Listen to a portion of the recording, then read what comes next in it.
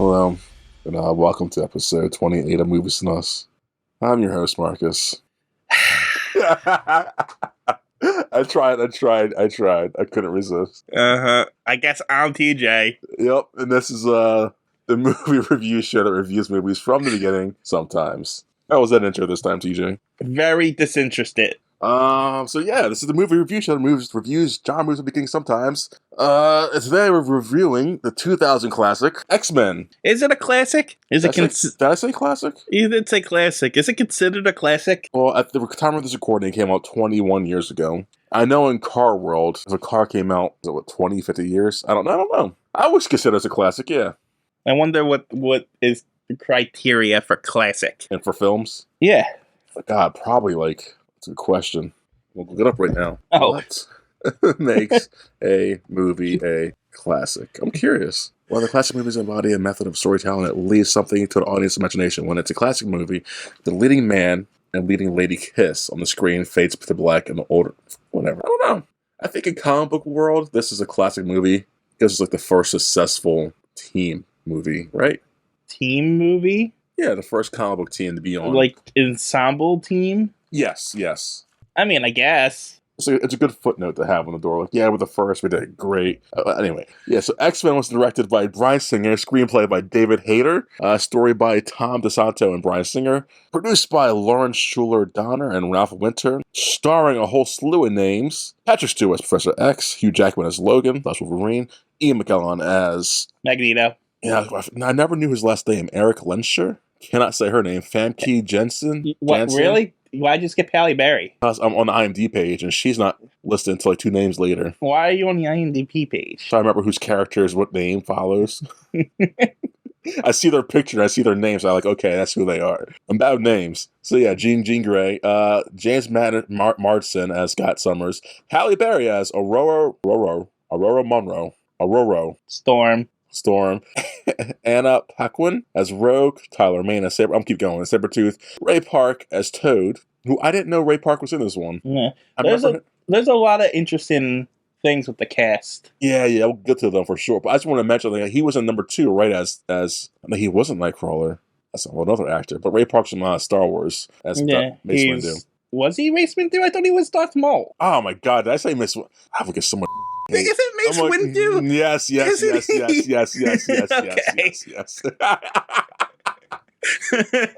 to say. I'm gonna get so much flack from the Star Wars people. I mean, really. I know my Star Wars. He's Nick Fury. Come on. We review these for a freaking... Oh, yeah. He's Darth Maul. Yes. James Bruce Davidson as... Who the hell did he play? Oh, he's Senator Kelly. Bruce Davidson. Okay. Rebecca, Romnan Stamos. She's Mystique. I think she Jesse John Stamos' wife. If I could find her on IMDb, maybe. Is she married to Uncle Jesse from Full House? No, she's... Really? Oh, shit. She's married to Jerry O'Connell. I don't know who that is. He's from that show Sliders. Stand By Me. Kangaroo Jack. You know that shitty movie? Yeah, I mean, I heard of it. I've never watched it. He's a white dude. I don't know how else to explain him.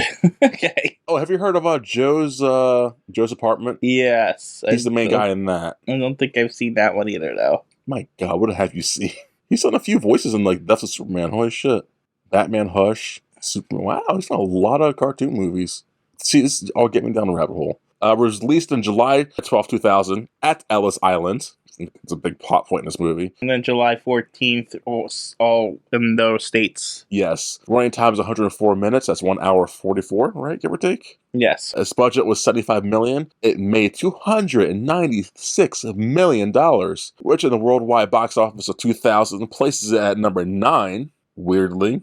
At number 10 was the What Lies Beneath. Number 9, X-Men. Number 8, The Perfect Storm. Number 7, Meet the Parents. Wait, is The Perfect Storm on a ship with a storm?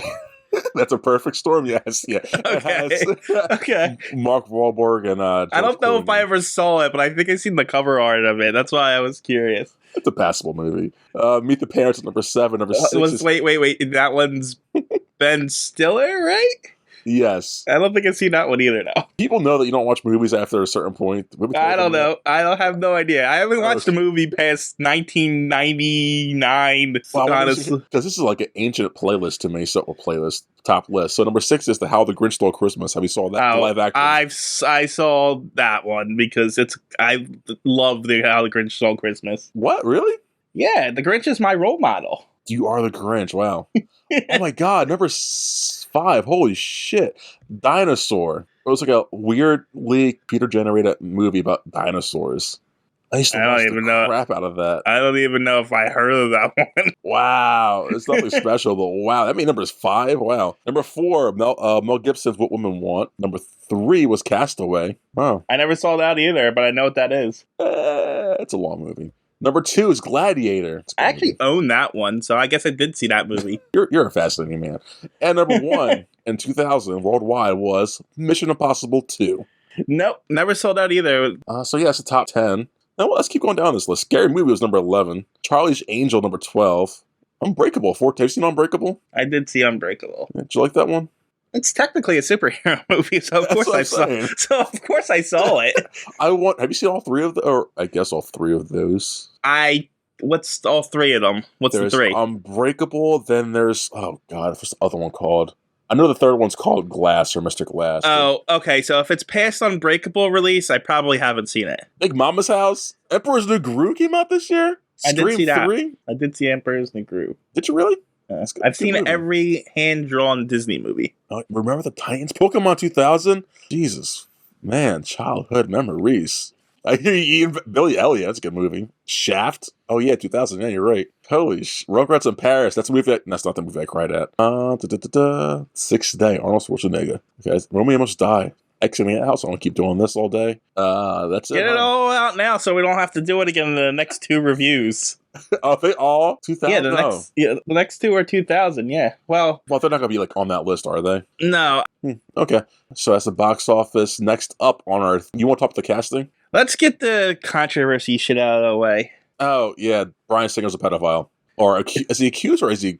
I don't know. I don't know. I've found out from the wiki. Well, I know what happened at the time of this recording. It came out maybe a year or 2 ago that he has done suspicious things with not kids. Well, I'll just read. I'll just read you the last paragraph of the filming on the wiki.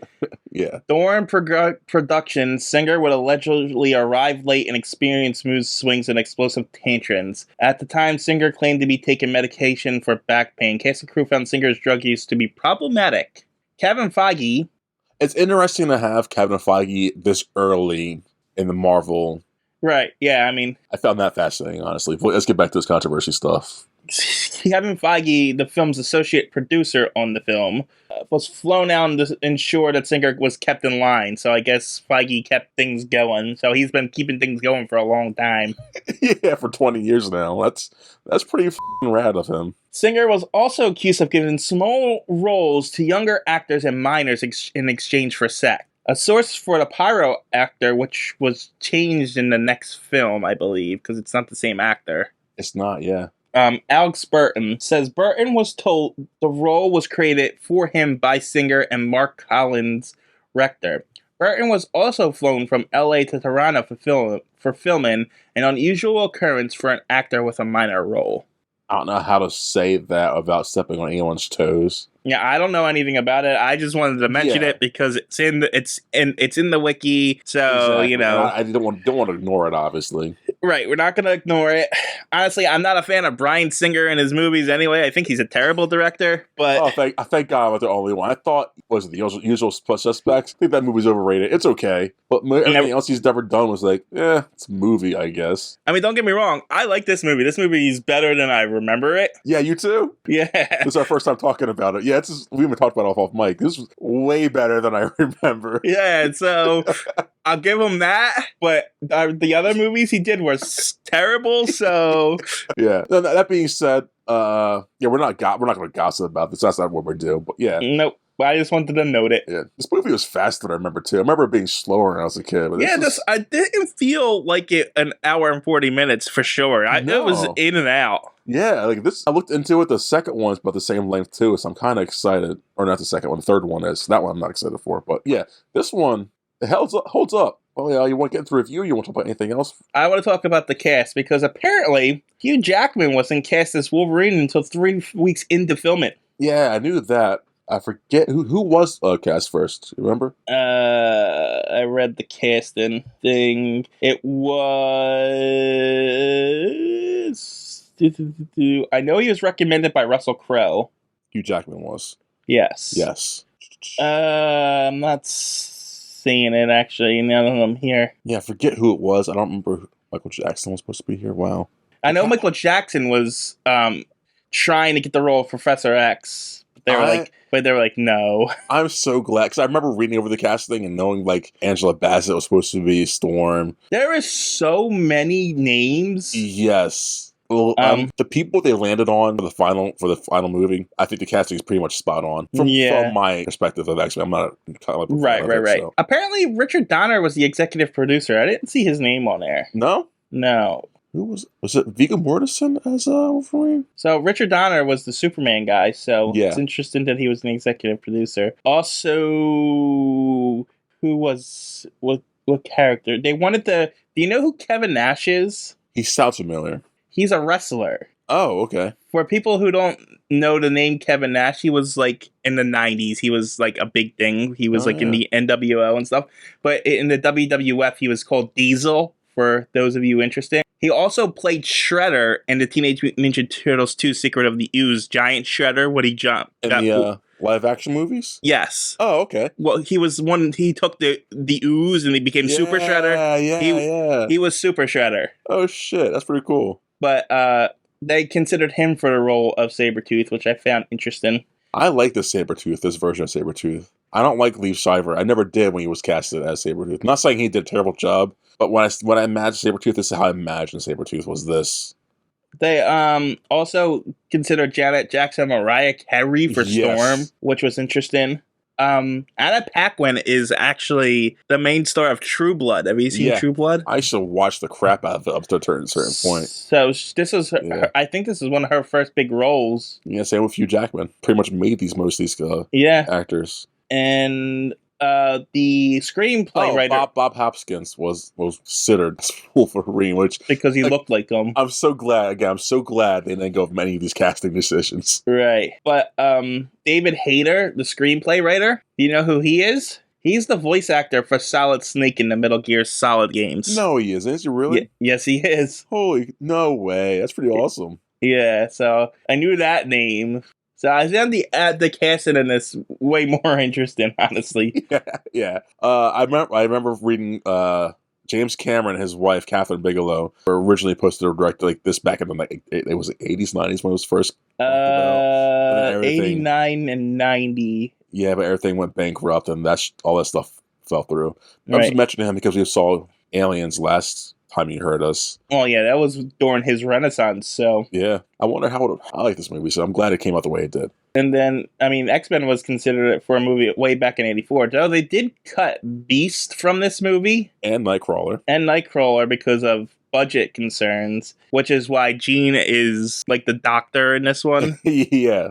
But she is a doctor. That's one of the things I looked up. She is a doctor in the X-Men thing, so. To ask you, how close was this to the comic books? As far as I could see, I didn't see anything wrong. I mean, Wolverine and Sabretooth not knowing each other, bullshit. Yeah.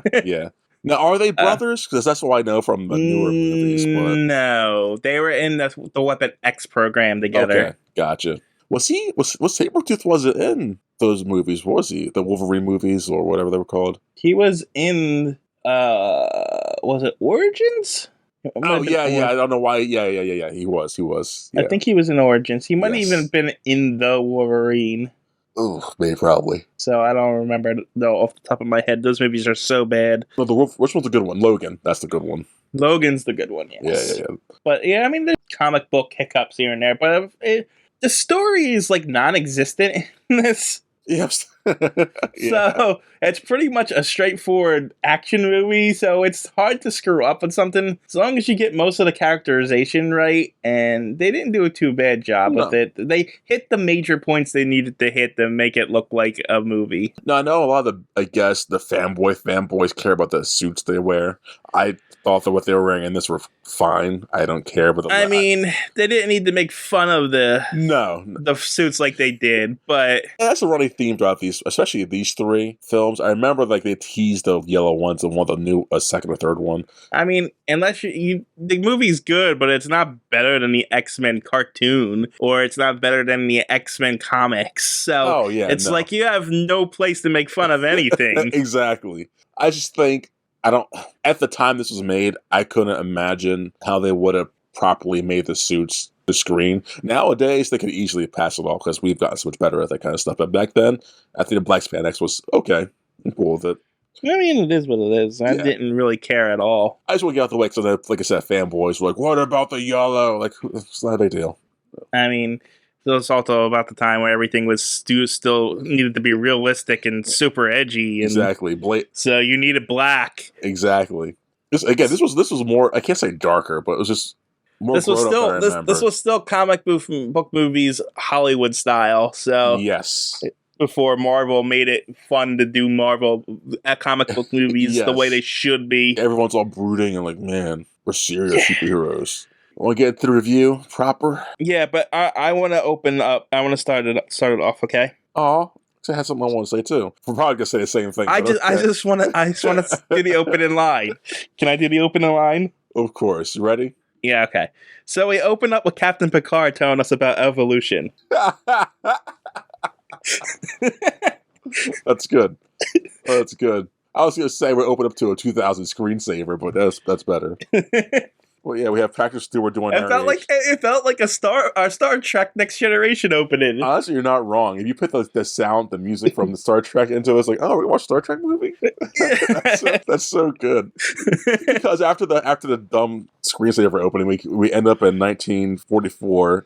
Yeah, I was surprised this was in this movie. Did you forget about it, or I remember it, but I thought they established it much later. Oh, that's like the first thing. I saw this when I was young, so I pretty much remember this movie almost because I love this so much, and I forgot. Like, oh yeah, Nazis. I forgot they kind of mentioned this. I remember the Magneto origin. Yeah. Maybe they redo it.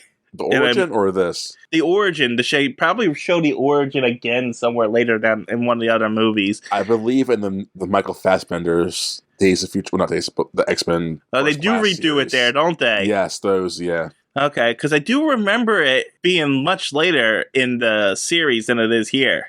Yeah, but that's a big point. I was thinking about this. The longer the world goes and the X-Men keeps going, I think at a certain point, wouldn't it have to change Magneto's origin story from Nazism to like maybe whatever is more recent terrible things going on in the world, or no? Because he can't always be a child unless you make him immortal or something. Well, they can keep. Well, see, nowadays, comic book movies can be comic book movies. So they could redo the origin exactly as it is, but just have some fictional country. Okay. You know what I mean? Yeah. Like some Nazi-esque country and just date it like 1984 or something. But it's like the big thing about X-Men, like it's really heavy on Martin Luther King and I'm forgetting the other guy's name. Oh my god. It's all Malcolm X. Malcolm X, yeah. It's an allegory for racism. For sure. For racism and just all the kind of isms in the world. Right. So, I mean, and that stuff's never really going to go away. So, okay. You know. So it'd be easy to sort of not fix, yeah. But to alter. I just think they can still keep a similar origin. I mean, it's because there hasn't been really a concentration camp kind of thing like Nazis that I can remember. Well, you know what? They could just do like Middle Eastern countries or Syria or. That's what I was thinking. But you could do it and they could do some of the modern day stuff if they really wanted to get into it. Yeah, kind of like how Iron Man, what they did with Iron Man. Yeah. Okay. Because I think the original Iron Man origin, and we'll get to it in Iron Man, but he was originally captured by Vietnam. Oh, really? I think so. That's pretty cool. I don't remember off the top of my head. I know it was a different country. It wasn't like Afghan and Middle Eastern. No, because I don't think they were. I mean, they've always been the thing, but I don't think they were the thing at the time. Yeah, but I think at the time of that, it was when Iron Man really got popular and they really did his origin. I think it was Vietnam. Okay. Or at least maybe even Korea. Oh man, can't we get into that? That's interesting to me. So All right, back. Yeah. Well, yeah, and we open up in 1944. It says Poland. We open in Poland at a concentration camp, and the I guess the Jews, I would say victims, the people are just cattled into who knows? They Nazis everything. Everybody in there. That's what I want to say. Just is Magneto Jewish? I don't know actually. Okay. It probably doesn't matter, but like I always thought he was. But I don't know. Oh, he's Polish. I don't know. A gypsy maybe. Whatever Hitler didn't like. I don't know. He was one of those things. I don't know. Were mutants a big thing in 1940? Maybe he was. They're all mutants. Oh, and story wise, yes. No, because they were I want to watch this movie now. Is Magneto Magneto Jewish? Is the second search term. Oh, really? Yes. Well, his last name is German. Yep. Oh, middle class German Jewish family. Okay, that's interesting. Makes sense. So yeah, these people are getting cattled through a concentration camp, and they're getting separated from the family. So the whole Nazi thing. And we see young Magneto separated from his parents. They get escorted to one side of the camp. He gets escorted to another, and as he gets separated, he's doing his no thing, and his powers amplify and start bending over a gate, twisting a gate, and he gets hurt or knocked out. And that's the beginning of the X-Men movies. Lovely special effects, by the way. They actually hold up really well. Yeah, I didn't even realize they were special effects, really. Well, they're not like CGI. Like I was just saying, like. Yeah, no, I know. That's what I meant. I couldn't. But yeah, then we cut to Jean Grey's house, and she's. Do we? Jean Grey? I'm sorry. What's Rogue's name? Marie. I'm gonna call her Anna Marie is her actual comic book name. Okay. But in the movie, I think they go by Marie. Gotcha. I'll call her Rogue, so I'm not going to remember her name at all. We cut to Mississippi in a not-so-distant future of 2000-something. And yeah, we have Rogue hanging with her boyfriend, I guess, and talk about her plans to visit Canada, which I thought was nice as like a little preamble, because we're going to visit Canada in the movie. And she kisses him. He gets super powered from her and drained of his energy. And we ruined his life and put him in a coma for 3 months. Is it 3 months, really? She said it later. Holy shit. That's a lot. From that little kiss? Yeah. God damn. She can kill people with her kiss. I know she's deadly, but like... Rogue's an interesting character. Because she goes on both sides. She's like not a vigilante, but she goes like... Well, she started off as a villain in the comics. Yeah. And she started off as a woman in the comics. She wasn't a kid.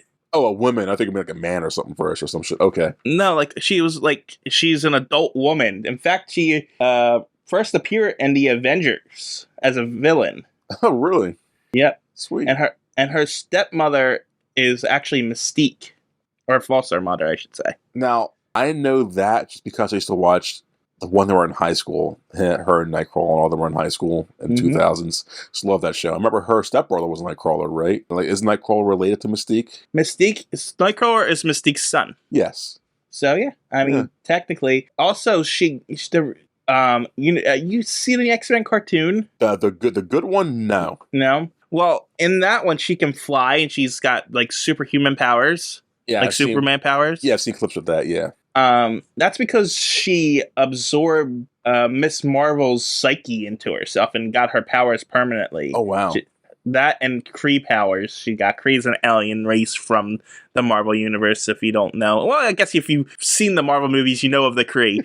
Yeah, the newer movies, yeah. I forget that, they established a lot of lore over the last 20 years.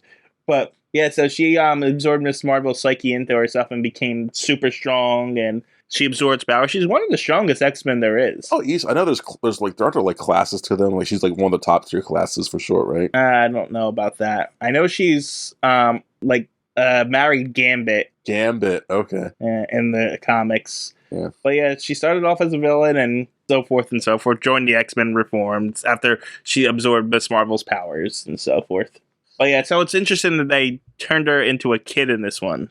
Yeah, I wonder what made them decide. Well, everyone else is about age appropriate, right? Oh, they said why they did it And what? This or behind in scenes? the wiki. Why? Bryan Singer liked her powers and thought it was a good allegory for loneliness and stuff. So he wanted to use her as like a combination of Jubilee and Kitty Pryde, who were the Okay. like the stand-ins, common stand-ins in comics. Kitty Pryde's actually a really popular character. Oh, hugely popular. And yeah, she actually married Colossus, I think. We kind of see her in this, in my opinion. Yeah, they talk about her in the trial, and then or the hearing or whatever the hell it's called. And Jubilee is shown, and a young Colossus is also shown, and so is Pyro. This movie shows a lot of fan favorites. Like, if we never got a sequels to it, it gives a lot of fans a little of a taste of everything. But now we end up, let's get back to review. We end up, I guess, for Congress, I guess, or somewhere. I don't think they tell us where it's at. DC, I say it's DC. The Senate. They say senators, so it's a Congress at the very least. Yeah, at first I thought it was a UN thing, but they said later on it's a UN thing. But yeah, there's a Congress in DC, and we see Jean Grey giving a speech on why mutants shouldn't be treated essentially like Jews, how they were back in Nazi times, and they shouldn't be registered and all that kind of stuff and targeted. I mean, because they're a minority, essentially. Exactly. And then we're introduced to the main human villain, I guess, of this movie. His name's Senator Kelly. And he's just a corrupt politician like all the other ones. Yep, just a stuffy suit man in a suit, just saying, nah, mutants are bad, that's why they're bad. Current or common theme throughout all these X-Men movies. And then we pan up to see Professor X and what's his name? Magneto? That's it, Magneto. They leave the conference and they have their like little talk in the hallways. And we're introduced to who they are. And then we fast forward over to Rogue travels very quickly in these spans of, well, I guess 3 months. Yeah, not how it has to be at least 3 months. Yeah. I don't know how far. They didn't give us a time period. No, I didn't pick up that line of 3 months, so I thought like, man, this is a day's worth of travel. Holy shit! But she ends up in Canada somewhere, and she ends up in a bar called something City. Lawton City, I think it's called. Yeah, something along those lines. And we're introduced to a cage match, and who's fighting in the cage match? Wolverine! And he's beating the shit out of this guy, and, bones of steel and all that kind of stuff. After the match, Wolverine... You want to know what's funny about Wolverine? You know where he debuted? Spider-Man? The Incredible Hulk. That's really fitting, honestly. I think he fought the Incredible Hulk. No, really? Yeah, in his first appearance. Was it a stalemate? Who won that one? I don't remember off the top of my head. God, that sounds really... I would love to see that. He cameoed at the end of The Incredible Hulk 180, and then his first full appearance was the very next issue of The Incredible Hulk 181. See, I was opposed to the Disney buying Fox because I don't like Disney becoming a monopoly and everything. But just that thought in my head, I want to see that. I need to see that. I think they fought a lot over the years. I think you're right, for sure. Doesn't the Hulk decapitate Wolverine or something like that, but with regeneration becomes whole again? It might have been the reverse because Hulk is unkillable. That's what I'm saying. Didn't the Hulk decapitate Wolverine? No, I think you're thinking Wolverine decapitated Hulk. Does the Hulk regenerate? The Hulk can't be killed. How the well, if you decapitate him, what happens? I don't know. I don't even know what you're referencing, honestly. But okay. But I know for the fact I don't think Wolverine can survive with his head being chopped off. Even with his regenerative powers. Okay, well I know Deadpool can for sure, right? But maybe I don't know. Maybe Wolverine can. I don't know, honestly. Huh. Oh, okay. I'm not as steep in Marvel lore as I am DC lore. But fair. I know quite a bit about X-Men, just not very as much, you know what I'm saying? Yeah, I get that. Anyways, Wolverine and Rogue have like a little moment at the bar. Not like sexual, but they just fake their paths cross. But it doesn't last for long because Wolverine gets like a little bar fight kind of thing because the guy he fought in the ring, he lost him because he got cheated out because Wolverine's a mutant. And Wolverine, you see his claws come out for the first time. It holds up, the CGI / practical aspect of it. All right, I just want to get this out of the way now. Yeah. The X-Men movie world universe number is 10,005. This universe consists of these movies, the new cast X-Men movies, and the Deadpool movies, and New Mutants movie. Oh god, there's so much shit. Ugh. So yeah, there's a lot of those movies. So all those movies are in 10,005. So if slash when Deadpool crosses over to the Avengers universe, well, he's a breakable character. He can do whatever he wants, essentially. Well, that means these guys will cross over too at the same time then? I don't think these are the same. They'll be the same ones. Oh, okay. But because of Loki, it doesn't Oh, god damn. break in everything. I guess it doesn't matter anymore. God, this universe has gotten really crazy. But yeah, so back to Wolverine and Rogue. After the bar fight, Wolverine gets kicked out. He goes back to his home car thing, we're going to call this thing, and he goes for a ride back to wherever he's going, just being a nomad. He stops his car because he realizes someone's in the back of his pickup trailer thing, and it's Rogue. She hitched a ride, and they just continue riding on and on. They have more of a talking. They discover more who they are. Character development. She mentions later on the ride, you should wear your seatbelt because it's dangerous and safe and blah blah blah blah. He says something. Oh, he crashes to a tree trunk. That's cliched, but it was timed pretty well in this one. It was timed really well. I think at the time of this, it wasn't as cliched, I guess. But saying something and then it immediately happened, and it's kind of a thing. But at the same time, he barely got a word out before he crashed. It was pretty good. Yeah. It caught me off guard. Like, oh yeah, that does happen. He just flies through this windshield. That's great. Just ragdolls it. Lays there for a few moments, gets up. He's got a big gash on his head. And we're introduced to his regenerative powers, and he starts healing. And he goes to get Rogue out the car, but he smells something. Now, does he have that power too in the comic books? The sniffing? Yes. He's got, I don't know why he's got dog nose, but... Yeah, because if he was built in a lab, how the hell did they get that into him? He wasn't built in a lab. No? No, he was born with the regenerative abilities as a mutant and the claws, but the claws were bone. Yes, but then later on, he got, I guess, I don't know, I don't remember if he was captured. In some interpretations, he's captured, and in some interpretations, he's volunteers for the Weapon X program. Okay. But they involuntarily... They forced the adamantium onto him. Oh, okay. But because of his regenerative properties, he survives it when no one else can. I don't know why I forgot that. So yeah, naturally he is a mutant by nature. Yes. So he does have the dog legs. So it's okay. Yeah, he smells danger in the air. And who is it? It's Sabretooth. Sabretooth's interesting too because he debuted in Iron Fist, number 14. Iron Fist, really? Yeah. Some of these characters have the weirdest debuts. That's interesting. But anyway, Sabretooth is here to do some damage, and he throws Wolverine. It's funny because most of the fights in this are just people getting thrown. It's not like later till near the end we fights are becoming real fights. I thought it was funny. But yeah, Sabretooth is doing some damage on Wolverine, but not really. Throws and knocks him out. And who shows up behind Sabretooth? It's Jean Grey, Cyclops, and Storm. Every other character except for one has debuted in X-Men, just so you know. What do you mean? They're their first appearance was in X-Men, in the comics. Yeah, there's only one other character that we're gonna see that hasn't debuted in an X-Men comic. Oh, okay. But these three have. Storm and Cyclops were both in X-Men. Jean Grey is in X-Men. And it was Storm and Cyclops, not Jean Grey, that came to their aid. I'm sorry. Yeah, you're right. Yeah, there's this little kind of not fight.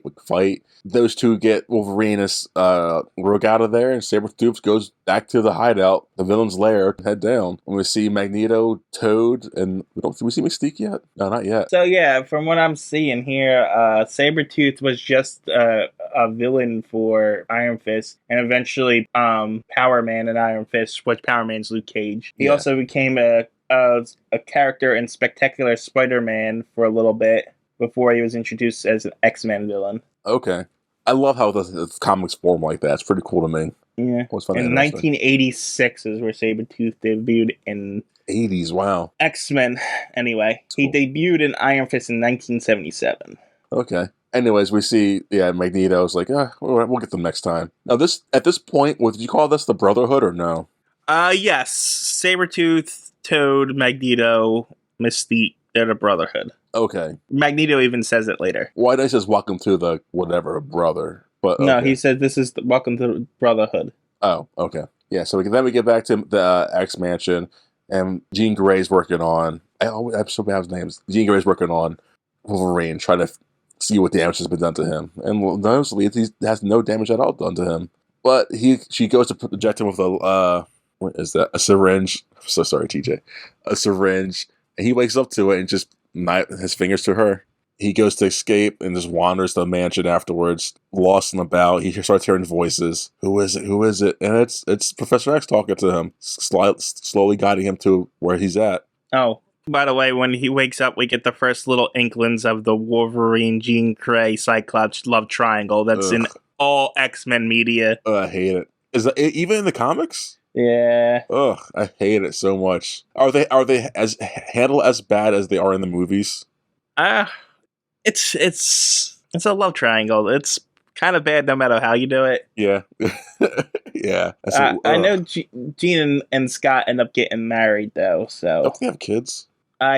Cable is a future descendant of Scott Summers and Jean Grey. But I also know Scott ends up marrying what the f is her name? The White Witch girl, I forget her name. Emma Frost. Oh, really? Yes, eventually. Oh shit, okay. Because Jean was dead at the time or something, probably for like the third or fourth time, because she dies a lot. So now we're just Wolverine meets Professor X and the Storm, and everyone else comes walking in, and they just go over, here's the situation. This is the X Mansion. This is what we do. We raise kids, blah, blah, blah. X-Men lore, guys. If you don't know it, learn it. Rogue's been introduced or incorporated into the school. Right, yeah. The Xavier Institute. Yeah, it's just all the exposition of what's going on. I love this mansion. I love the X-Men downstairs areas. Like, I just want to visit it so badly. Yeah, it's pretty well done. It really is. Then we go fast forward to Mr. Kelly, Senator Kelly, at a mutant hate speech rally. He does his little thing, gets onto a helicopter. I think he's talking to his buddy, but no, it's not his buddy. It's actually the first entrance of Mystique. And she is badass looking. I forgot how good she looked in this movie. Yeah, she also debuted in Miss Marvel number 16 and a cameo, and then her true appearance was revealed in Miss Marvel number 18. So she's the one who came before X-Men. I'm sorry? So she did not appear. Yeah. Okay. Yeah, she's the other one that didn't appear. Interesting. Claremont, a former X-Men writer, had said that he originally intended Mystique and Destiny, female character, it looks like a female alien, I don't know who she is, to be Nightcrawler's biological parents, with Mystique having morphed into a male body for the act of conception. But Marvel didn't agree. Marvel didn't agree because at the time, the Comics Code Authority prohibited the explicit portrayal of gay or bisexual characters. God, that'd be so fascinating. Yeah, my dad's my mom, actually. That's so bizarre. I didn't know the Comics Code Authority didn't allow gay or bisexual relationships. That's the thing that surprised you. Well, yeah, because I knew I know they limited it, like violence and sex and stuff, but you're not even allowed to have. I know it was stigmatized at the time and everything else, and it was just like anything other minority group. But I didn't really. They actually got actively involved. Oh my god! Of course, it's like the Hays Code for film. Like, yeah, it's none of this kind of non-conservative viewpoints. Like, okay, this is weird, but whatever. I haven't had to cover the Comics Code Authority in detail yet, so. Well, we should one day. I guess you will in your top hat or other podcasts. Yeah, when we get there. Yeah, but I love her look in this movie. It's just so detailed and so good. Probably why Beast wasn't in it. Yeah, honestly, they put the budget towards her. I think they did it justice. I know the newer ones with Jennifer Lawrence. Jennifer Lawrence sounds right. It's not Anna Stanton Lawrence. Yeah, she does like CGI for hers, I think. Maybe she has real makeup on hers for sure. But just the detail's not like this. Either way. Although Toad's like kind of skimped on. He's put like some green paint on his face. They call it a day. Yeah, he's mostly CGI. Yeah, when he starts jumping around. But anyways, yeah, they hijack her and Toad hijack Kelly and send him to take him to the Brotherhood Island, which I would think the helicopter would be easy to track, but whatever. GPS doesn't exist, I guess, at this time. Yeah, but they don't know he's missing yet. Yeah, but like... He got in a helicopter with his assistant. Yeah, but don't you think they would track, like, oh, he's not on point. Where did the helicopter last report? Not if it wasn't their helicopter. It's just such an official helicopter. How you fake that? Paint? Paint? Yeah, who's going to paint that? They have f***ing magnetism powers. I don't know, man. Who's taking the time? Is Mystique an artist? Is Toad the artist? I see Saber. Apparently, they're not. They're doing nothing but sitting around on this island. What else are they doing? By the way, what's the limitations of Mystique's powers? I never understood this. So let's say that they're going back to that, her being Nightcrawler's daddy situation. Is he transforms to a male? Can she produce sperm then? It's what it sounded like.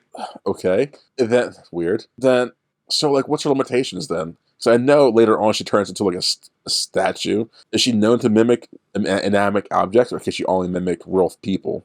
I mean, she can mimic inanimate objects if she stands really still. Okay. I didn't know that. I just did not know that. I mean, I don't think she can transform into animals or anything like that. That's a weird line. I think she can only transform into humanoids. But then how she do turn to the Statue of Liberty statue? It was a weird scene. Because it's a still humanoid shape. It's just the way it's painted makes it look statuesque. I don't know, man. If I would have walked past Because she can change her colors and stuff. I guess. So, and she just wore like the word of human's clothes. This is weird. Her abilities are weird, but I like them. So after they kidnap Kelly, we guess they talk about Wolverine. They go back to the X-Men, talk about Wolverine's body and all that shit. And we go back to the Brotherhood, and now Mr. Kelly, Senator Kelly, wakes up and sees Mystique. This movie switches scenes a lot. It does, and a lot of it wasn't necessary. Like it wasn't totally unnecessary, but for our review point, we can skip most. But they only stay in one place for like 5 minutes. Yeah. So yeah, Kelly wakes up in the Brotherhood. He sees Mystique standing in front of him, Sabretooth behind him, and he sees Toad looking at him, and then Toad eats a pigeon for some reason. That poor bird. I know, right? I was like, oh, birdie. It's gonna give Toad indigestion. Indigestion. Oh, indigestion. And then Magneto comes up and talks to Kelly, like, hey, Kelly, what's up? We're mutants. You're gonna be mutants soon. Come follow me. We're gonna mutate your bitch ass. And yeah, that's not what they did with it all. They don't even tell them what happened until after it happens. No. This is my movie review, okay? But yeah, Magneto goes on a spiel on why he's superior, and they're whatever. Gets into his like fake version Cerebro, and begins to mutate Senator Kelly into some kind of weird monstrosity we'll see later. Cut to Wolverine and Jean Grey doing a little I like you kind of thing. Say that sentence again? We cut to Jean Grey and Wolverine doing their little I like you, I kind of like you too kind of thing. Yeah, she's like resistant most of it, I thought. She is, but she does. I'm not trying to victim blame or whatever term is for this, but she doesn't stop him, I guess. That sounds really bad. That sounds terrible. I don't like that. But you know what I mean, right? She's not shutting him down, I guess. I guess. Yeah, please don't hashtag me, guys. I'm not trying to be that guy. She's gonna turn Cyclops into her X-Man. I hope she says that one time in the comic books. No, that's hilarious.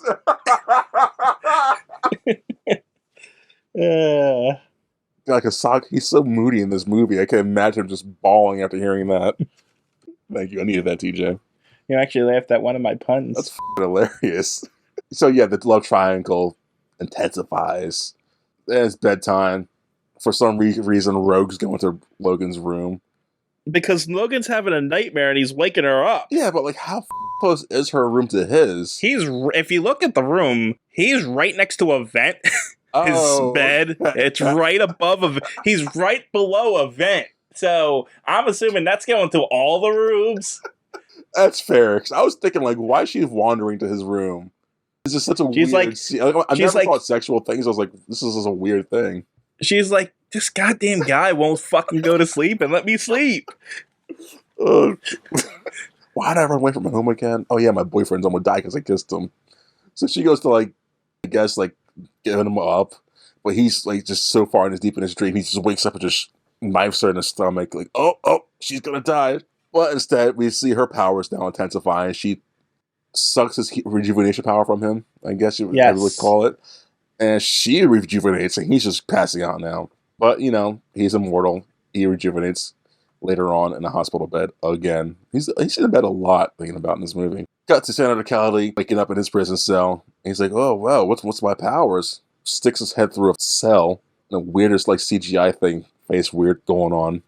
Sabretooth and Magneto go to talk to him because they know he's awake, and Magneto just opens up the bars, and I feel like it's such a waste of his power, honestly, how he does it. Like you want a stupid science pun? Yeah, sure. Females are just Iron Men. You don't get it, do you? No, I get it. F-E. I get it. I'm just letting you sit there with that, TJ. Females. I'm just letting you sit there. Iron males. Anyways, Sabretooth and Magneto go talk to... I'm surprised you knew what the periodic table letters for iron was. I'm not a moron.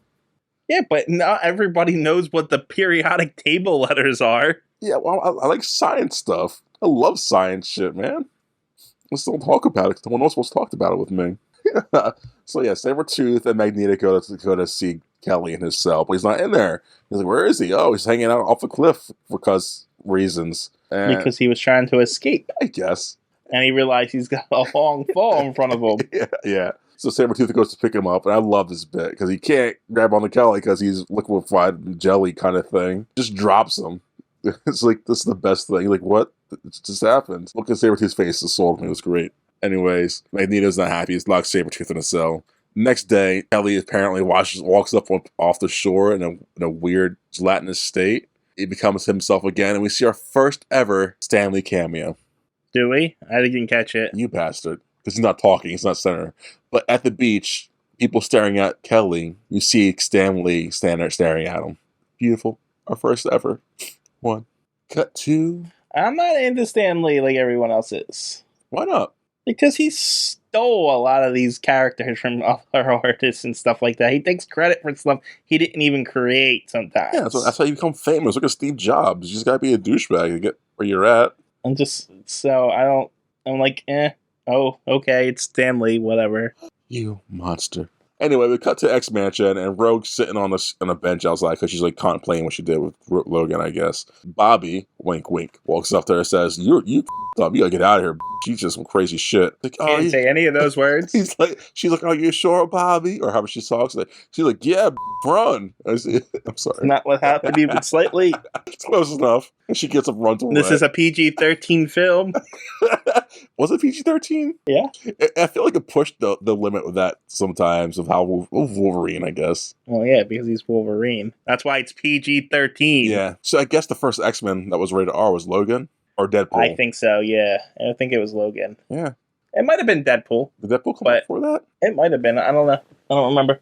Would you consider that an X-Men movie? No. What, Deadpool? Yeah, it is, isn't it? Because it does visit the mansion. I mean, it's kind of in the same universe, but it's not an X-Men movie. But I think it was either Deadpool or Logan that showed that R ratings can be successful. I think it was Deadpool, then Logan. Whatever one came first allowed the other one to happen, essentially. Yes. Whatever. Doesn't matter. We'll get to them eventually. So yeah, Bobby says, "Run, bitch, run." But we look at the camera, it's like, oh, we see Mystique's eyes and Bobby. It's actually Mystique, guys. What? Professor X introduces...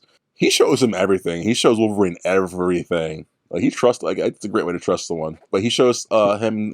he's Professor X. He would do that with anybody that he felt he could bring in, you know? I guess, yeah. Yeah, would he really? Is that nice? Well, yeah, I mean, I don't think he's showing his students, but if it's an adult guy that he can turn into an X-Men, yeah, he would definitely do it. Oh, okay, that's fair. Cerebro? I feel like that would be like off limits because it's so powerful. Look at it this way. If you're trying to get someone to trust you and then later on you found out that this guy can track you anywhere out of the world and you didn't know about it. Yeah, okay.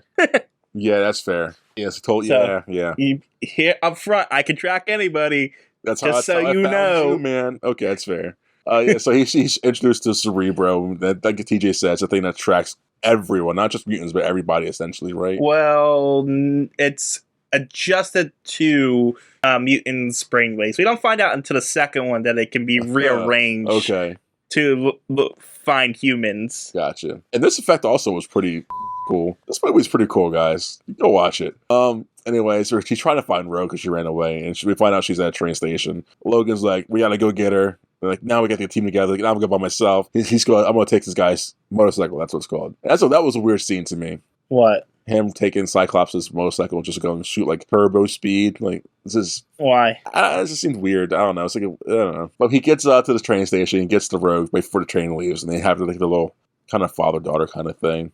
I like their chemistry, their thing in this. I didn't see it as father-daughter. I saw it more as like sibling. Well, yeah, not father-daughter, but like two people on the run trying to get a hold of wife. Yeah, like, or even uncle niece. Yes, that's like more spot on. Yeah. Yeah, cool uncle. Anyways, so they're there. I guess the team finally gets to the train station at this point. Yeah. The team, not Rogue, Storm, Cyclops, and does Jean Grey get there too? Stanley's there for like 3 seconds. Are you just... Yeah, I know. So I'm saying it's a cameo. He has no lines. He's just there. No wonder I didn't notice him. Really? I barely noticed him when I saw it. I go, oh shit, he's in this? Yeah, so that's fair. Yeah, I only saw him this time because I was looking for him. And that scene just happened to be on as I'm looking at it. It's like a Where's Waldo kind of thing. His first dialogue one, I guess, probably in Spider-Man, huh? I don't know. I don't remember. Anyway, so yeah, the gang's there at the train station looking for Wolverine and Rogue. But who's there with them? It's Sabretooth and Toad. And there's a big kind of fight, kind of sabotage going on. An ambush happens. They don't really fight in this movie. Like I said, yeah, the first few scuffles are more just like catching each other off guard. There's only one real fight in this movie. The rest of the time, they just use their powers on each other once and twice, and then it's fight's over. Yeah, and I guess the next one's more fighty. But anyways, Sabretooth knocks out. Well, I guess Sabretooth gets knocked out by Storm. And then Toad takes out the rest of them some magical way. No, that's not what happened at all. Toad takes out somebody. Toad takes down Jean and Cyclops. Well, Sabretooth was choking Storm. Who takes down Storm, though? We don't know because they cut away to the train.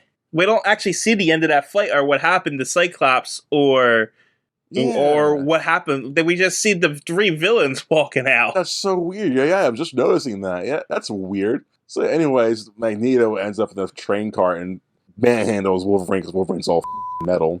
Knocks him out, takes Rogue. And yeah, like you said, then we cut to them walking. Weird. That's so weird. I don't know what to tell you. That's what happened. I don't know how I feel about that. So anyways, the 3 of them magically walk out the train station. But they're welcomed by a lot of cops. I don't know what the words for that. At some point. A gaggle of cops. I was gonna say that, but like, that's not right. Thank you for saying it. A gaggle of cops. Magneto does Magneto badass shit. Squashes cop cars, stop each other, takes the guns from them, faces towards them. I guess it would be a squad of cops. They're a squadron, yeah. There we go. Cop squad. And as he's about to walk away, Charles intervenes and mind controls Sabretooth and Toad. There's like a little talkie. Magneto calls Charles's bluff by pulling a trigger essentially on a cop and controlling a bullet, so it's just at the guy's head and slowly penetrating. It's like, okay, Professor X, like, I guess I gotta stop it. So he just lets Magneto walk away with the other of his guys. Mystique comes down with a helicopter and just, again, how's the helicopter not trackable yet? This is so weird to me. Same helicopter, TJ.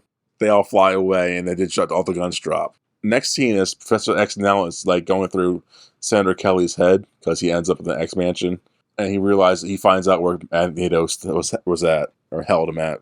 After that, Professor X goes to Cerebro to find out exactly where Magneto is with his hideout. Mystique sabotaged it earlier as form as Bobby, so when Professor X goes to put the headgear on and use it, it like poisoned his mind, I guess, and like puts him in a coma a little bit. I don't know if it was like a psychic feedback loop or something like that, or because his eyes were open, so it wasn't like he was passed out or anything. It looked like he was stuck in his own head or something. Yeah, but how would that happen though? Because I don't know. It's that brown liquid that got mixed in with the blue liquid that seems to power Cerebro. Like whatever. I'm not gonna get into that. And, I mean, how does Professor X have mind control abilities? That's my point. Yeah, exactly. Reasons. Yeah, movie's got a movie. But yeah, anyways, he's knocked out. So Jean Grey fixes it and takes control of the Cerebro and finds out where people are at. Kelly dies on an operating table because we find out that what Magneto did to him, body's going to reject it because it wasn't a natural mutation. So the cells are just breaking down. He just dissipates to a big puddle of water. It's disgusting. So now that we know what Magneto does to people, it's not safe for anyone. So the X-Men assemble. That is the wrong ensemble team movie. Whatever. The X-Men suit up into the black leather, and that's where we get the off-quip line. What is it, TJ? You're a dick. No, he says, would you rather be... Like, that's later. Yeah, would you rather be like yellow spandex or some shit he thinks he says? Anyway, so you go vroom, vroom, vroom off into the clouds to infiltrate Magneto. They land at Ellis Island.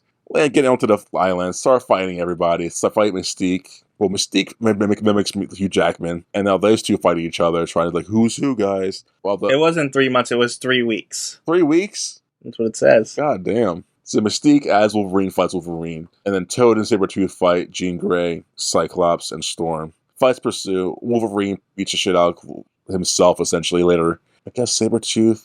What happens to Sabretooth? Sabretooth, Scarg, and Magneto. Oh, okay. So then Toad whips up the two's asses, but kind of not really, because then Storm comes up and just shocks him to death, I guess, into the water. Oh, and Wolverine and Mystique have the only real fight in this movie because it goes on. Yeah. But Toad kicks the shit out of 3 X-Men by himself. But he did it before at the stadium, at the end of the stadium. Yeah, but he pretty much just kicked them and ran away at the train station. Yeah. But here, he's like, he literally beats all 3 of their asses. He's like the low-key the strongest one in some weird way. I guess people appreciate him, like don't expect him to be a fighter, apparently. Storm doesn't use her powers. Jean doesn't use her powers. Cyclops tries to use his powers. You can tell they didn't want to use the special effects and budget in this. Does Jean really use her powers at all in this movie? Thinking about it, they showed it like once. Wow, I'm just realizing that's weird. Jean doesn't use her powers barely at all. She can move things with her mind. She could have thrown that entire freaking floor at Toad if she wanted to. Oh my god, she could have squashed him. Yeah, that's dumb. Yeah, so they really didn't want to use the special effects budget up in this for some reason. Weird, I guess. I guess they had to spend too much money getting the Statue of Liberty, whatever. So anyway, they're fighting. They get caught because Magneto's like, yeah, whatever. That was just a distraction. Catch you guys. They all get restrained in the Statue of Liberty's head. Monologues happen. They somehow break. Wolverine breaks free as Magneto goes on with his plan to like zap Rogue for power and transfer powers or some shit like that to make the. Well, yeah. Apparently, the machine that Magneto uses gives pet mutants powers, but it drains his own life force. So he's gonna give Rogue his power so she can use the machine so she can die instead of him. Yeah, it never made sense to me as a kid, and so I just watched this movie. Still makes no sense to me. It's her taking her powers and then using them. Why would she use them? Should she use them automatically? She does use them automatically at this stage, I guess, right?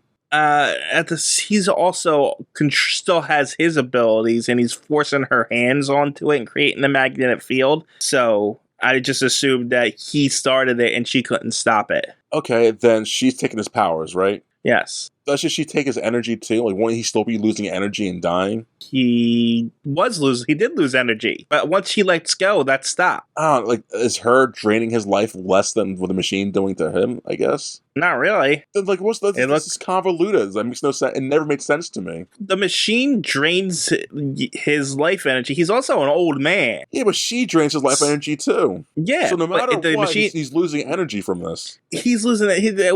He's okay with losing energy. He just doesn't want to die from it. And if he to do what he wants to accomplish, he needs to exert a lot of energy in order to push that thing super large out over the city, which will kill him. See, instead, I'm not getting that though. I get that, but like just using her, because one kiss for her boyfriend put him out for 3 weeks. So him using her or her using him as a lightning rod, essentially, kind of thing going on, will still use a lot of his energy up. What?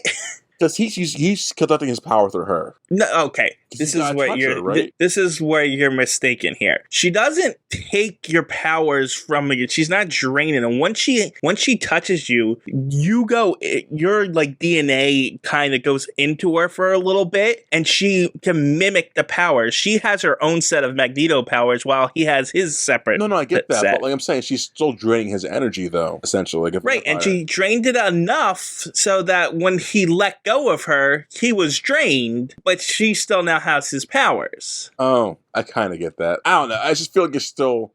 They showed it all out through the movie. No, I know.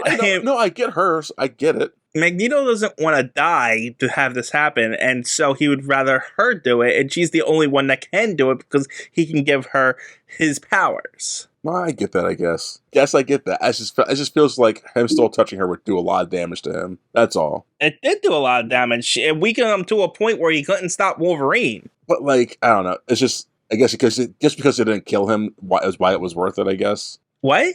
Just because she didn't kill him that way, that's why it's worth it for him, I guess. I don't know. It just seems like a dumb plan to me. Maybe I'm just not getting it. He's trying to turn all humans in New York into mutants. Yes. It's not based in logic at all. No, it's not. It's a dumb plan. It's an irrational, emotional plan. It is a supervillain plan, which from a comic book movie. But I guess, whatever. Yeah, it. Anyways, that's the plan, guys. That little ramble we had was a plan. Wolverine breaks free because he sacrifices like his little energy, whatever the They fight, they scuffle, people dies, kind of, but not really. They stop it from going off because energy beams from Scott's eyes. And the day is saved. Oh, Rogue is kind of passed out, so Wolverine hugs her. She takes his energy. She rejuvenates. She's dead at that point, I thought.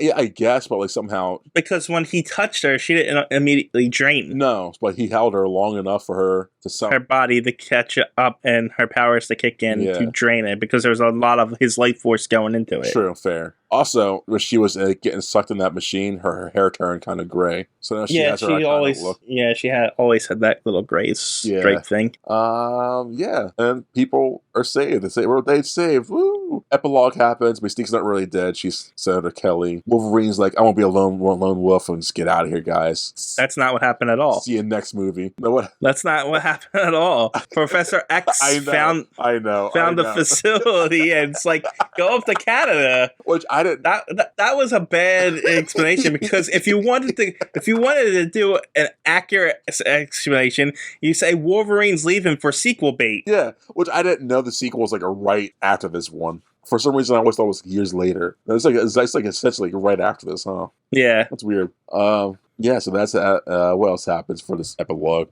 Oh, not Wolverine. Magneto and Charles talk it out while Magneto's in his cool metal prison. Yeah, plastic prison. Yeah, it's pretty cool. And that's the end of the movie. And they end the line. They end with the cliched superhero friend villain line. I'm going to continue to do bad things, and then I'll be there to stop you. And that's the movie, guys. And that was X-Men 2000. Better than I remember. Does hold up. It is better than I remember too. It holds up pretty well, honestly. Yeah, it's not too long. Because there's nothing to it. Exactly. It's not a deep movie, but it does. Not at all. In a weird way, I thought it was like, but it holds like it gets the characters in there. It shows you who they are. It doesn't ruin them at all. I think that's what happened with the other X-Men movie. They tried to go deeper in, and they knew that, and they couldn't do it. Which one? All of them? I think there's only like 2 really good ones. Yeah, this and the next one, kinda. No, First Class is pretty good. Days of Future Past is good. I think it's like either hit or miss. It's like almost half of them are kind of good. And Logan is good. Logan, yeah. I remember liking X2 because of Nightcrawler. I like Nightcrawler. I don't remember X2 that well, so I'm holding off judgment. Okay. Whether or not that's good or bad. I remember X3 being terrible. It's awful. I remember the 2 Wolverine standalone movies being terrible. Yes. And Apocalypse was terrible. I have not seen. I heard Dark Phoenix is really bad. Did not see that either. And that New Mutants one, as I heard, was meh. I'm not interested, let's say that. So yeah, I guess like more are bad, but not like still kind of close average. Or yeah, I don't know. The first one's a good outing. It is. Again, for the first ensemble movie out there to be that big. The first ensemble movie made was Fantastic Four, essentially, but that was never released to the public. I mean, not really. I mean, there was technically a Justice League of America, like straight-to-TV movie in like 97 that we didn't watch because it was in the wrong list. Oh, okay. Which we're not going to watch. I mean, when we go back through this stuff and do all the stuff that we didn't do. But yeah, no, this X-Men was a good movie. It holds up, entertaining. Nothing much bad about it, honestly. Yeah, it's hard to be bad if there's nothing to you. Exactly. So with that being, what would you give this movie? I think it's a solid 7. Yeah. Honestly, I gave the same rating, 7 as well. It's a solid 7. Yeah. Nothing too special, but nothing bad about it. It was like, yeah, it's a good movie. It's decent. Yeah. You know? I think it's definitely worth the time if you watched it. Yeah, I mean, but who hasn't watched it? The younger kids. Yeah, but, with the popularity of superhero movies, and then this was still a franchise up until a couple years ago, so... No, yeah, you're right. With it only being an hour 44, it's perfect. It gets in and it gets out. Yeah, I guess that's it. Yeah. I was going, all right, Kirsty McKirsten, let's get away from these idiots.